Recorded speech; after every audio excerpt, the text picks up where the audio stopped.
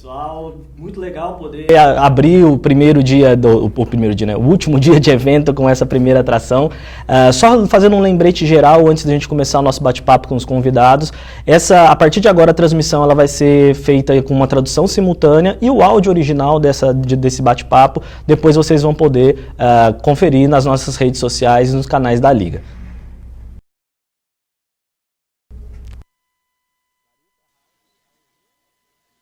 Vocês estão me ouvindo? Yes, we're here. Yes, we're here. Vocês estão por aqui? Sim. Muito prazer, obrigada pela oportunidade. Eu gostaria de agradecer vocês dois. É um prazer para nós compartilhar o Open Innovation Summit com vocês.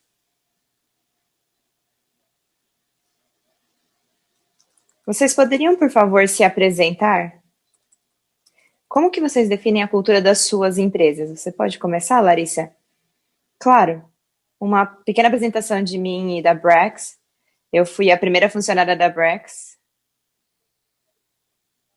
Nós temos papéis bem diferentes e eu já tive várias funções diferentes nesses últimos 3 anos. No começo, hoje eu cuido da parte de aquisição de clientes e os nossos esforços de comunidade. A Brax, para aqueles que não conhecem, é uma alternativa melhor para uma empresa corporativa, para empresas que estão crescendo, para startups. E eu definiria a nossa cultura como a gente sonha grande. Nós trabalhamos juntos muito bem e trabalhamos bastante. Nós estudamos os problemas que nós queremos resolver muito profundamente, em vez de simplesmente aceitar o que as pessoas dizem. Então, basicamente, os nossos sonhos estão nas estrelas.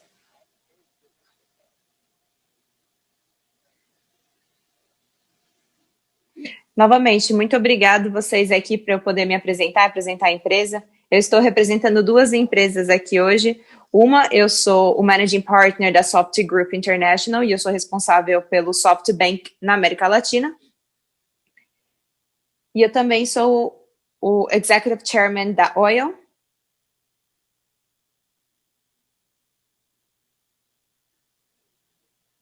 É uma forma como nós envisionamos o mundo de forma diferente, a indústria de hospitalidade. E nós estamos tentando fazer isso. Para mim, a cultura aqui na empresa precisa ser direcionada por valores tangíveis.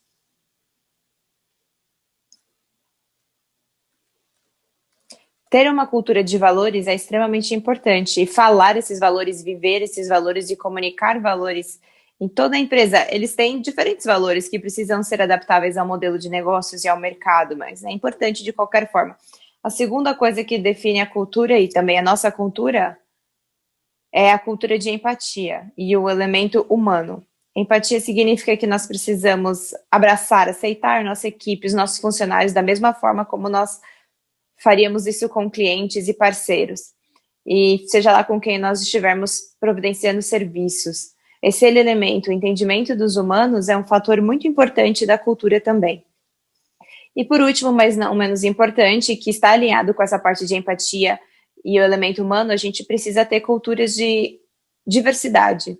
E diversidade em todos os aspectos que estão à nossa volta. Diversidade das opiniões, dos culturas, históricos de culturas diferentes, profissões, funções, as especialidades. E para mim, pessoalmente, e agora a gente está trazendo isso para a América Latina, esses dão os 2 pilares mais fortes do que constrói uma cultura: valores, empatias e diversidade. A segunda pergunta que eu gostaria de perguntar: o que essas empresas têm em comum com as startups? Você pode começar, Larissa? O áudio está com um pouquinho de problema, mas acho que a pergunta é: o que nós temos em comum com grandes empresas e o que nós temos de comum com as startups? Essa é a pergunta? Eu diria que em termos de grandes empresas, logo no começo, a gente quase gerencia a Brax como se fosse uma empresa pública, no sentido que nós fizemos auditorias desde o começo, porque nós somos uma empresa financeira, então a gente leva isso bem a sério. Nós temos todos os nossos números mensalmente. Então, por exemplo, de aquisição de clientes, o custo até nossas margens são muito bem acompanhadas. Qualquer gasto que nós temos, tudo isso é muito bem rastreado e documentado, logo desde o começo. O que você sabe, assim, ao passo que nós entramos em novos mercados, a gente traz mais investidores a bordo, e agora, assim, no fim das contas, se nós formos nos tornar uma empresa pública, para nós termos isso, a gente quer que seja organizado e claro desde o começo, é algo que a gente leva muito a sério. Nós contratamos algumas pessoas que trabalharam por muitos anos, por exemplo, no Citibank, e em empresas grandes como essas, e eles ficaram impressionados sobre como nós organizamos as coisas aqui. E eu sinto orgulho disso. O que nós temos em comum com startups é que a gente é bem rápido. E nós não temos medo de fazer as coisas de forma diferente. Só para um exemplo concreto para você, acabamos de anunciar há umas semanas que nós vamos ser uma empresa completamente remota. Vai ser a primeira empresa que é inteiramente remota a partir de agora. E esse é um exemplo.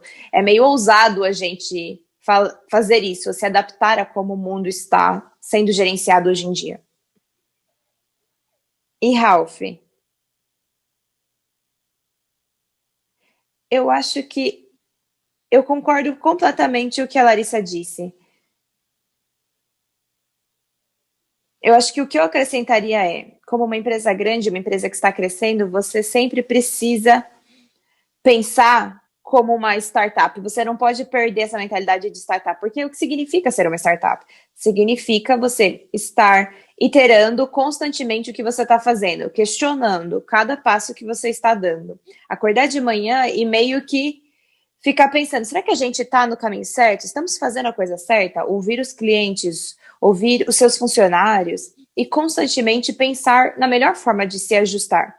E eu acho que toda essa situação que nós estamos vendo com o Covid, que todos estão tendo experiência com isso nesse momento, meio que de surpresa nos forçou a pensar como uma startup e ter cada vez mais essa mentalidade, porque nós temos que nos reinventar, temos que nos ajustar.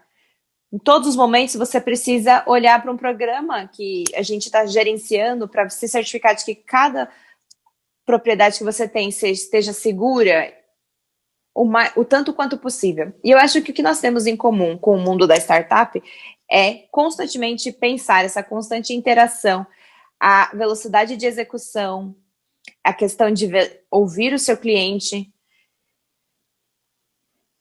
Isso é algo que você, como empresa, nunca deveria perder. Larissa, você é a primeira funcionária da sua empresa na Brex. O que mudou em termos de cultura desde que você entrou na empresa? O que nós mudamos em termos de cultura?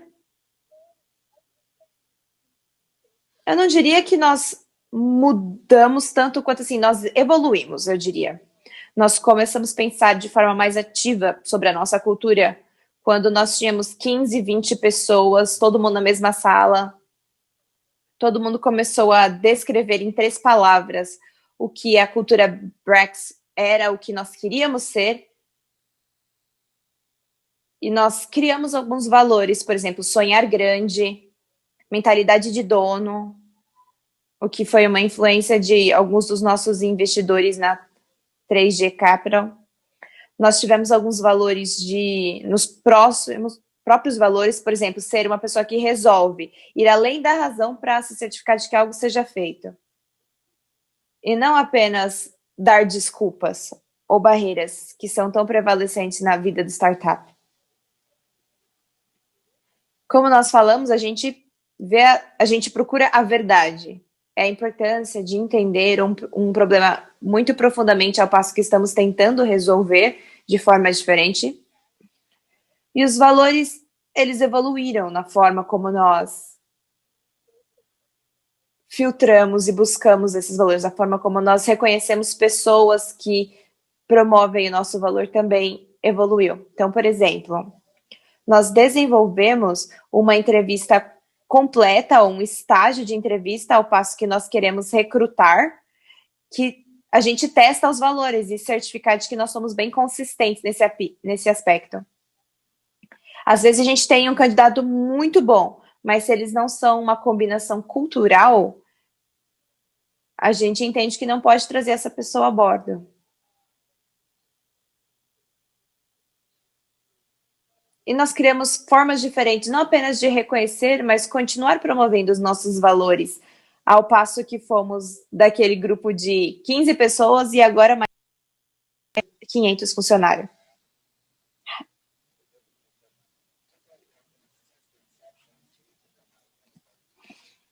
Como que você veria essas empresas que são unicórnios? Como que elas veriam a flexibilidade? E estão crescendo rápido.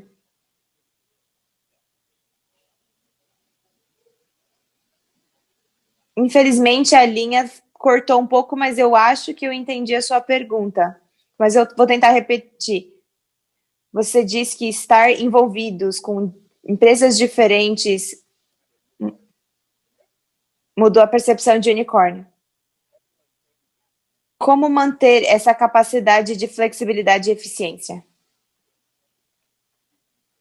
Sim, nos últimos 20 anos, eu estive envolvido com diversas empresas, desde da parte de criação até se tornar um unicórnio, e algumas áreas de sucesso é sempre deixar os fundamentais de ser uma startup, essa interação, que é velocidade de execução, a empatia, é ter valores e cultura.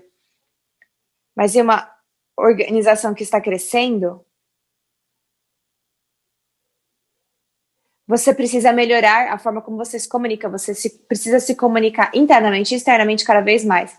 Então, a comunicação se torna um aspecto chave para não perder a mentalidade de startup e se certificar de que todos estejam sendo ouvidos. A outra coisa que eu diria é que numa empresa uma organização que está crescendo, você precisa começar a usar alguns processos e estruturas para certificar de que essas estruturas e processos se tornem cada vez mais ágeis. E cada vez melhorar esses processos. As estruturas precisam existir, os processos precisam existir, mas é uma coisa viva, é uma coisa que está sempre se evoluindo. E, acima de tudo, o que está ajudando a manter a flexibilidade e a eficiência é se concentrar nas coisas corretas. É sempre você ter a equipe correta.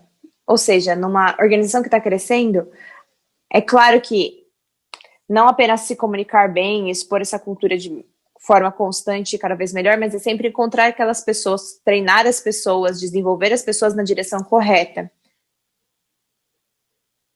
É uma pergunta bem centrada, as pessoas não têm aspectos técnicos, não têm mecanismos com relação a isso, mas como um fundador, um CEO, como uma empresa de gerenciamento, o maior desafio que você tem para conseguir manter essa mentalidade de startup e manter os valores de inovação é se concentrar nas suas pessoas, trazer as pessoas certas para dentro da empresa, liderar a sua equipe, gerenciar essas empresas e desenvolvê-los cada vez mais. Larissa?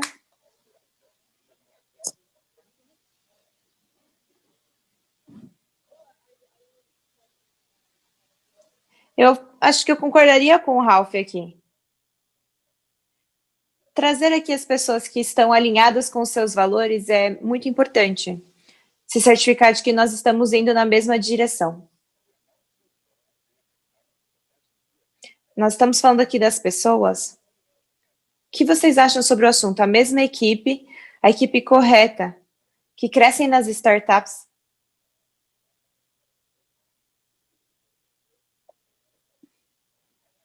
O que vocês acham sobre isso, Ralph? Para mim, e das minhas últimas experiências como empreendedora e os tipos de negócio que eu já trabalhei, para mim, criar a equipe certa e criar a organização correta é meio que como se fosse um quebra-cabeça.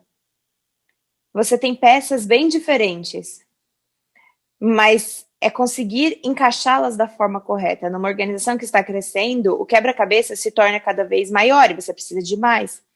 Mas você precisa complementar cada uma dessas peças para conseguir ser bem-sucedido. O que nós vimos é que não é uma questão sobre será que a equipe fundadora é a equipe correta para aumentar a empresa para um nível diferente, mas é mais você conseguir os complementos corretos. Contanto que você, a empresa de gerenciamento, a equipe fundadora continue se complementando na jornada, sabe o que vai acrescentar aquela imagem que você precisa, contanto que você esteja fazendo isso, com essa mesma equipe fundadora, você vai continuar sendo extremamente bem-sucedido. Eu acredito que o futuro das organizações que não são muito focadas em hierarquia como empresas tradicionais, seja talvez só uma pessoa tomando todas as decisões ali, eu acredito que o sucesso de empresas futuras em um mundo mais complexo, em um ambiente mais complexo que nós estamos vivendo, está sendo levado mais por equipes boas que conseguem trabalhar juntos como esse quebra-cabeças, que estão se complementando, estão se desafiando. Eu acredito que muito mais do que aquilo a gente chama dela base de tribo, aquele tipo de gerenciamento, não entender de forma errada isso. Aquela questão da tribo é basicamente assim, conseguir pessoas que trabalhem juntos, que estão se desafiando, que vêm para se desenvolver e juntos conseguir as respostas certas para um mundo cada vez mais complexo e desafios de negócios mais complexos. Vocês estão enfrentando esse dilema agora dentro da Brex? Você pode repetir a pergunta, porque o áudio não está muito bom para a gente. A mesma equipe, a equipe fundadora, é a equipe certa para crescer a startup? Sim, mas não apenas isso, não apenas a equipe fundadora. Uma das coisas que eu falaria, o motivo pelo qual a Brex cresceu tanto e tão rápido, é conseguir trazer uma equipe executiva muito talentosa, desde o começo. Uma das coisas que a gente fez logo no início e demorou para conseguir juntar esse grupo de pessoas foi se concentrar em executivos muito bons para duas áreas que eram extremamente importantes. Uma era compliance e a outra era financeiro. O Henrique Pedro e os fundadores, pessoas como eu, a gente trouxe o Michael Tenenbaum, que é o nosso CFO. Ele era o Chief Revenue Officer de uma outra fintech bem grande, que você talvez conheça, chama-se SoFi. E demorou bastante tempo para convencer para que ele viesse para a nossa empresa. E claro, precisávamos dar um pouquinho mais de equity para ele. Nós nos aproveitamos do fato na nossa rede de investidores e conselheiros para convencer com que ele entrasse aqui para cá. E também trazer o nosso General Counsel da área de compliance. O que eles tinham em comum era algo que nós procuramos tentar replicar a forma que nós estamos, à medida que estamos aumentando a nossa equipe executiva. Eles dois tinham experiência para escalar uma parte crucial de uma empresa bem-sucedida do estágio da startup ao estágio da escala. O Michael fez isso na SoFi como Chief Revenue Officer, o Vince fez isso com compliance para empresas como Stride. E eu acho que deu muito certo, porque fez com que a gente pulasse muitas etapas. Eles sabiam quem que eles precisariam contratar primeiro para desenvolver as inovações. E ele fez com que o nível de talento para que as pessoas que a gente fosse contratar fosse muito alto. E a gente continua replicando isso. A gente faz isso para operações, para as vendas. E sim, a equipe fundadora está lá, permanece forte, mas nós não poderíamos ter feito o que nós fizemos se não fosse por essas outras pessoas que nós pudemos trazer aqui para dentro da empresa. Nós temos um problema de áudio. Então, vou falar mais devagar. Muito obrigada, gente. Se vocês não entenderem, por favor, é só me avisar. Larissa, novamente com você. A Brex está resolvendo um problema comum com culturas e problemas de diferenças sociais. Nos brasileiros, entrando em outras pessoas, na indústria de outras pessoas em outro país. Como que vocês continuam misturando esses ingredientes diferentes à medida que vocês crescem? Bom, é o que nós fazemos, mas não é... Nossa internacionalidade não vem só daí. A nossa equipe vem de 34 países diferentes, não é apenas do Brasil e dos Estados Unidos.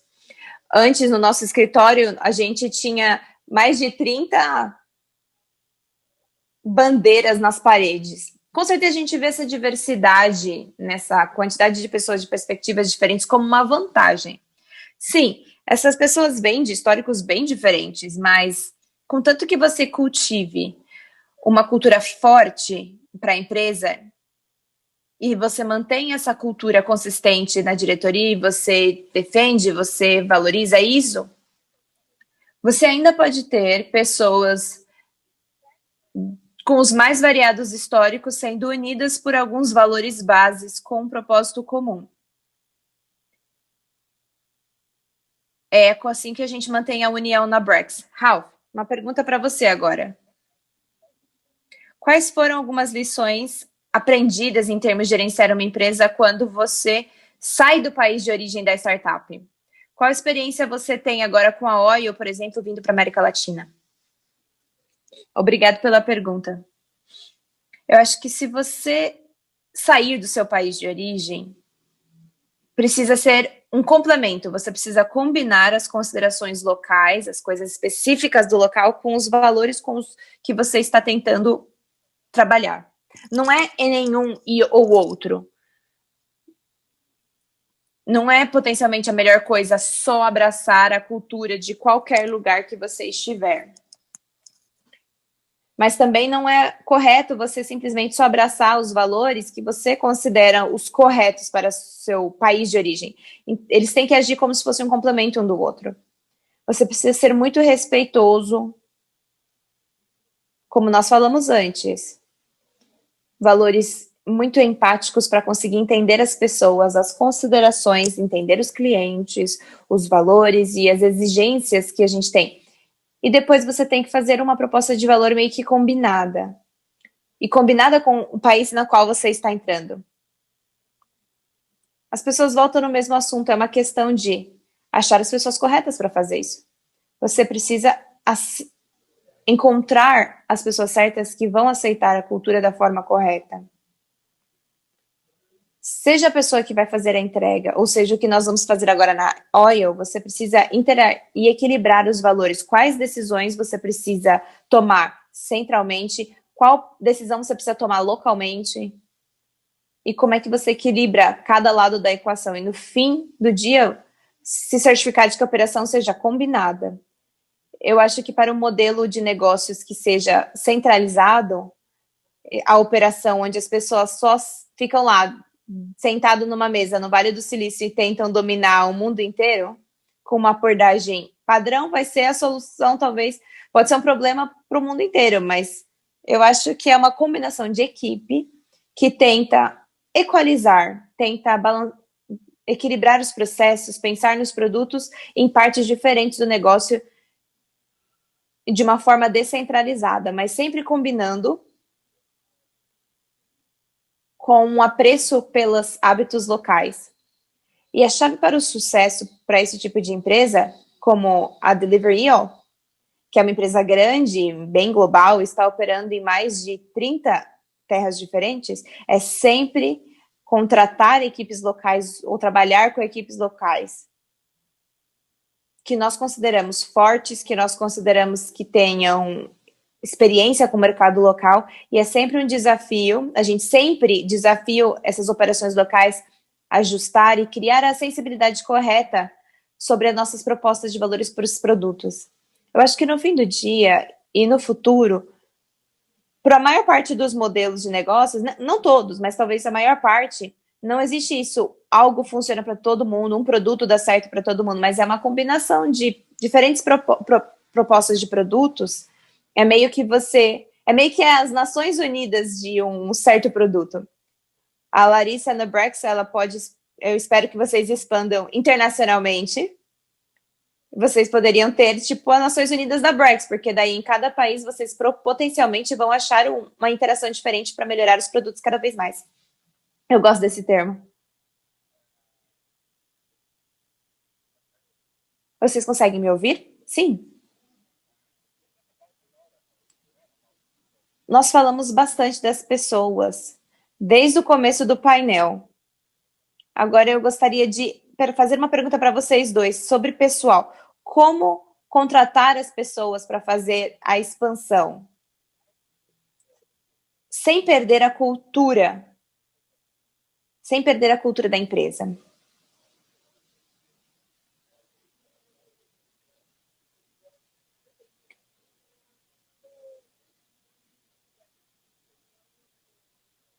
Definir a cultura é realmente o primeiro passo. No nosso caso, nós temos toda uma parte de avaliação do nosso processo de entrevista dedicado só aos nossos valores. E eu vou dar um exemplo. Tem esse valor que eu gosto bastante, chamado de seja um resolvedor.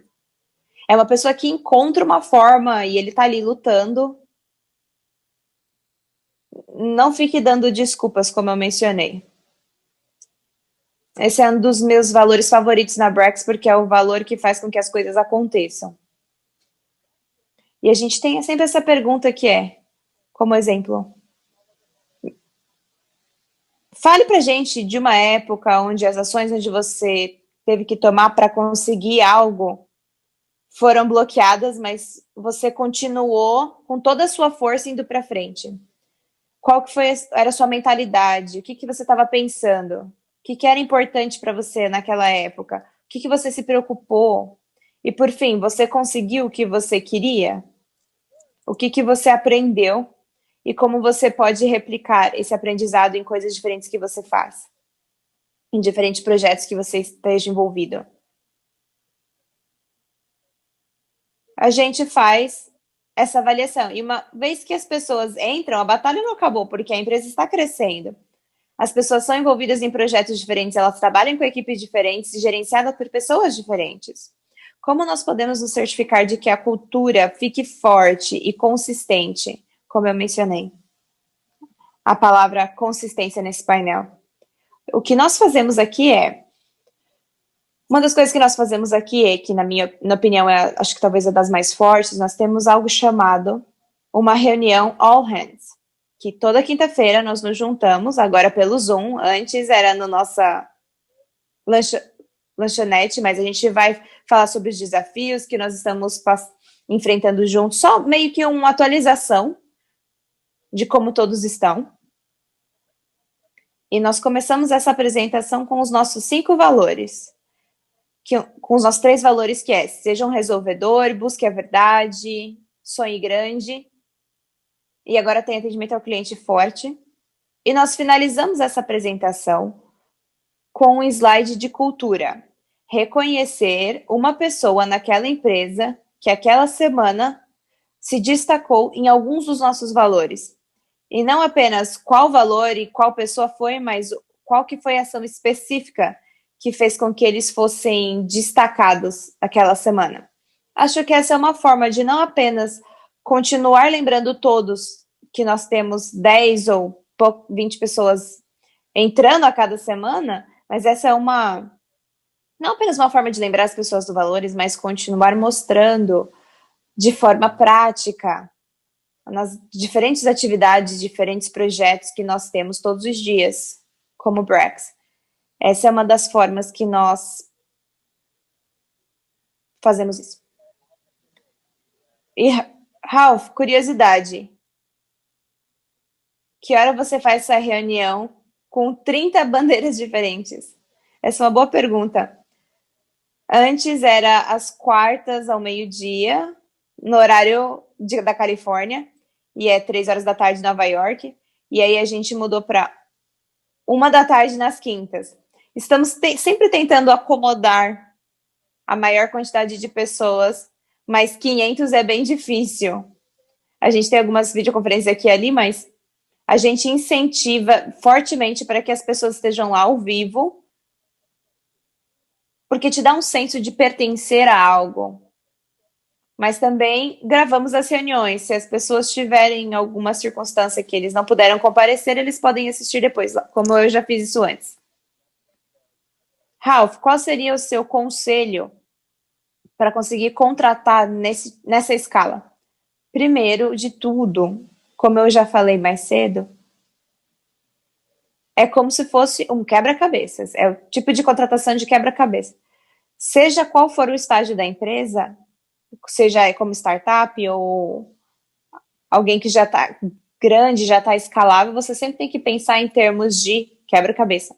Você precisa complementar o que você vê lá. E a única coisa que muda é que a empresa cresce, ela se envolve. A ciência do quebra-cabeça cada vez fica maior. Você sempre quer conseguir esses complementos, essas combinações em termos não apenas de habilidades, mas em termos de cada equipe individual que você está tentando aumentar. Precisa combinar, não apenas de uma perspectiva de função, não apenas um complemento de função, mas conseguir achar as interconexões que estão relacionadas, como as pessoas elas conversam uma com a outra numa perspectiva mais pessoal. Contrate por valores e não pelo currículo. É meio que entrar num relacionamento, uma parceria. Você se apaixona com alguém e constrói um relacionamento não porque eles têm um MBA. Você se apaixona porque você compartilha os valores com alguém. Você se apaixona e fica comprometido com alguém por causa disso. Funciona igual para uma empresa, para uma equipe bem-sucedida. Você precisa conseguir encontrar esse campo comum em termos de comprometimento, em termos de valores. É uma decisão emocional também. É uma decisão emocional, puxa, com quem que eu quero trabalhar, com quem eu quero me comprometer por muitos anos, por grande parte da minha vida. E a gente sempre percebe, em todas as empresas que nós construímos, essa coisa comum em termos dos valores que você compartilha. Se todos se comprometerem de forma igual à visão que você tem, se todos puderem trabalhar numa equipe e complementarem outras pessoas que você tem, essa é a parte mais importante. Então, tanto quanto possível, eu estou sempre tentando não apenas contratar com base em certo currículo, não apenas as mecânicas. Contratar não é um checklist de processos, mas é construir um relacionamento. E se você precisa contratar 100 pessoas, você precisa construir relacionamentos com essas 100 pessoas. E você precisa se certificar que eles possam construir esse relacionamento com você. Eu incentivo as pessoas, é como nós estamos entrando em relacionamentos e esse mesmo tipo de parceria precisa existir dentro da empresa. E, claro, com motivadores diferentes. E precisa ser muito diversificado. Numa organização em crescimento, a diversidade, aceitar a diversidade, abraçar a diversidade é talvez mais desafiador à medida que você está crescendo rápido. Mesmo que você tenha a necessidade de contratar as pessoas muito rápido e trazer pessoas para dentro, muito mais rápido do que antes teria sido feito, você nunca deve perder a ambição e a necessidade e a exigência de ter uma equipe que seja o tão diversificado quanto possível em termos de cultura, em termos de gênero, em termos de experiência e idade. E no fim do dia, isso vai fazer de forma bem poderosa e sustentável uma empresa muito bem-sucedida. Só um parênteses aqui, se não tiver problema para vocês. Ralph, você falou da importância de construir relacionamentos e eu concordo com isso. Faz com que as pessoas trabalhem bem juntas, geram esse senso de empatia que é muito importante e traz aquele senso de pertencer que é muito importante numa equipe. Quais são algumas formas que você acha que construir esses relacionamentos pode ser eficaz num mundo remoto? Que é o que nós estamos fazendo hoje. Você tem alguma dica em especial ou alguma coisa descobertas que você já viu que funcionam bem de construir relacionamentos de forma remota? É uma pergunta muito boa, Larissa. E talvez não tenha uma resposta perfeita e a gente precisa descobrir isso. Eu gostaria de continuar conversando com você e ouvir as suas opiniões, porque nós estamos tentando criar formas de como trabalhar remotamente. Eu acho que pelo menos uma das coisas que eu já percebi que é útil é essa comunicação em excesso, e é um esforço isso. Se vocês estiverem num determinado escritório, no ambiente de escritório, muitas das conversas, elas acontecem porque você está passando por colegas ali, vocês estão comendo juntos, e agora remotamente você está meio restrito, mas eu acho que você tem que meio que se forçar a se comunicar com as pessoas mais. Essas interações que acontecia com seus subordinados, você vai ter que fazer muito mais frequentemente e se comunicar demais, por assim dizer. Abrir espaço para as pessoas à sua volta para que eles possam fazer as perguntas. Não ter um monólogo, que é difícil, porque você tem que falar com as pessoas de uma forma muito prática. Mas, acima de tudo, precisa ser um resultado de comunicação em excesso e, especialmente, de uma forma disciplinada para continuar indo atrás das pessoas que estão em volta dele, manter contato, ouvir bastante, estar nesse modo de escuta ativa e ouvir as preocupações profissionais, mas sim ouvir as preocupações pessoais dele. Porque agora estamos num ambiente onde as preocupações pessoais todos temos com relação a, por exemplo, saúde da família. Estar todos debaixo de um teto, os seus filhos, seu parceiro, seja lá quem for. Agora tem novos desafios. As pessoas precisam lidar com isso. Você precisa ouvir esse tipo de coisa. Hoje em dia nós precisamos ter mais empatia e mais reconhecimento e ouvir as pessoas, os comentários pessoais, os problemas das pessoas que estão à nossa volta. E realmente se posicionar mais como um amigo do que apenas um colega, mais como um parceiro do que apenas um profissional. E eu acho que nós estamos, iterando aqui novamente, eu acho que todos precisamos descobrir a forma correta de lidar com isso, para conseguir viver numa cultura remota. Vamos continuar um brainstorming sobre isso. Obrigada. Muito obrigada, Larissa. Gente, eu preciso fazer uma última pergunta da pandemia para vocês. Eu gostaria de saber qual foi a sua lição mais valiosa durante a pandemia?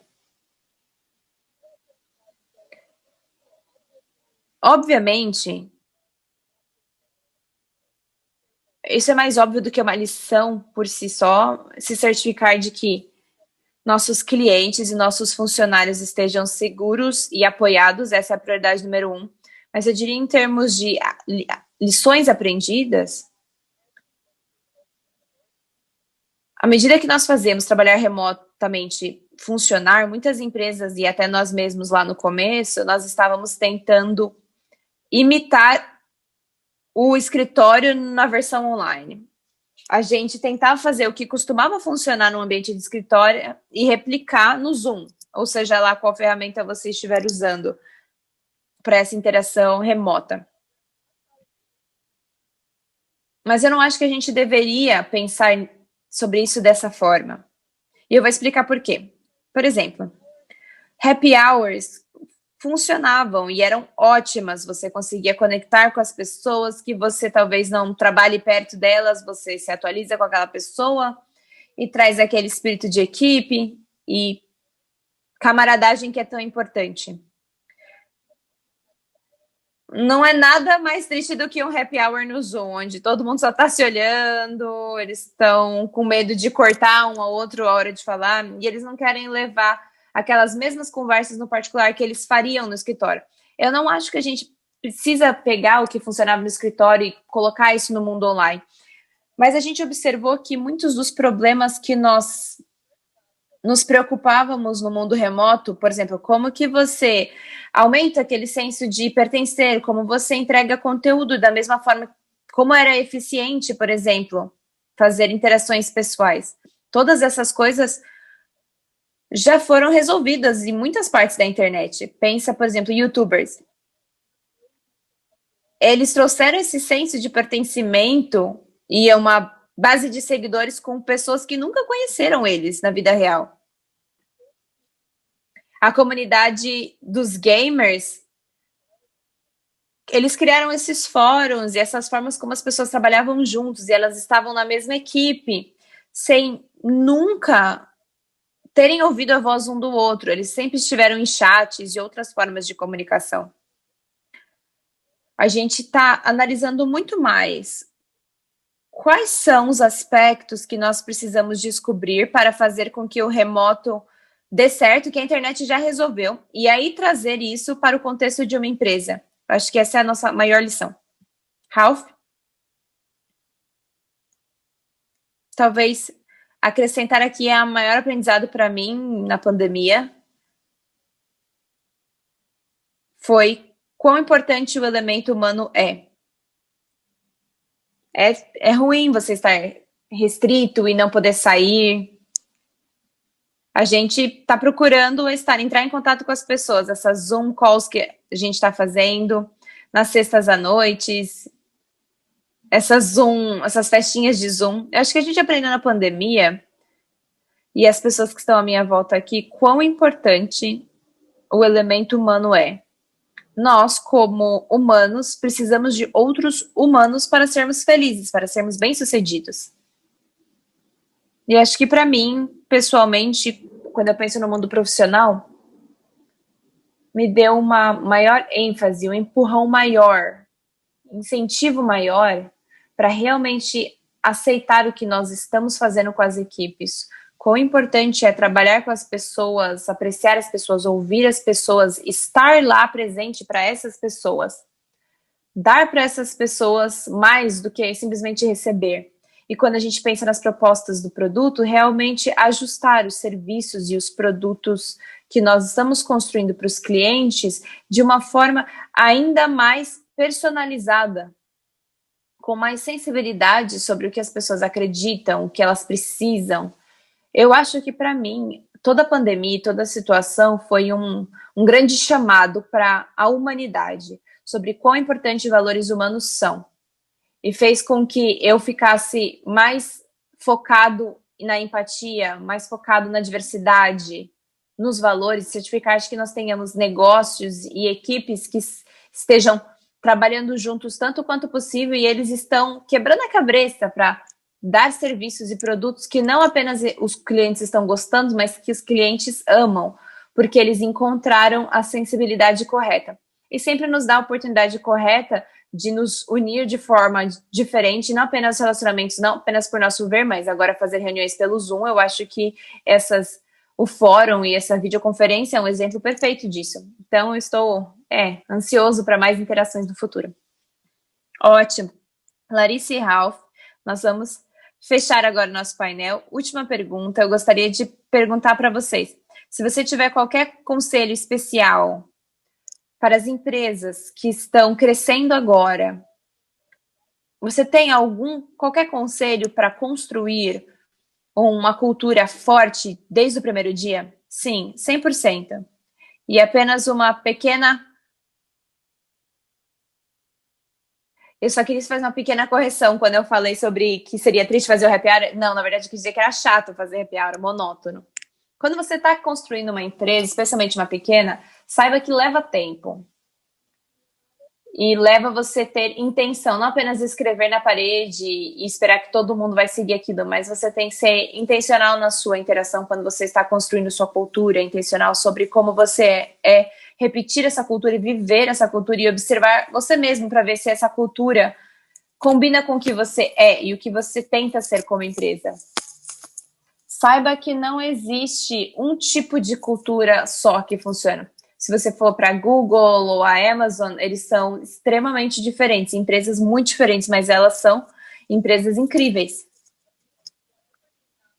Seja lá o que você definir como a sua cultura com a sua equipe, certifique-se de que seja realmente autêntico e seja consistente com todos os departamentos. Você não quer entrar num cenário onde equipes diferentes dentro da empresa têm culturas diferentes. Você quer unificar isso, você deve unificar isso. Ralph? Eu concordo com o que a Larissa disse. Talvez, para complementar, 3 ou 4 conselhos da minha parte seja corajoso. Não tenha medo. A maior razão de falha em algumas empresas é porque eles simplesmente não executam. Simplesmente vai lá e faz. Então, já a ideia é que você faz um teste. E, geralmente, fazer testes do que ficar fazendo estudos de casos grandes é a chave para o sucesso. Seja ousado, seja corajoso e tente, porque esse mundo está sofrendo disruptura cada vez mais nos próximos 10 anos do que nos últimos 15 anos. Outra coisa concentre-se na equipe. Sempre seja uma organização focada nas pessoas. As pessoas sempre têm que vir primeiro, antes de qualquer número, antes de qualquer consideração institucional, as pessoas têm que vir primeiro. Depois, valores. Valores na cultura. Eles não são concentrados em números. Números são resultados, mas o que você recebe é a cultura. O resultado vai ser sucesso financeiro e um elemento de inovação, uma coisa que você sente orgulho. Mas essas são as 3 coisas. Seja corajoso, concentre-se em pessoas e concentre-se nos valores. Muito obrigada, gente. Obrigada, Larissa. Obrigada, Ralph. Foi uma experiência maravilhosa. Muito obrigada. Muito obrigada por nos receber aqui. Prazer conhecer todos vocês. Tchau, gente.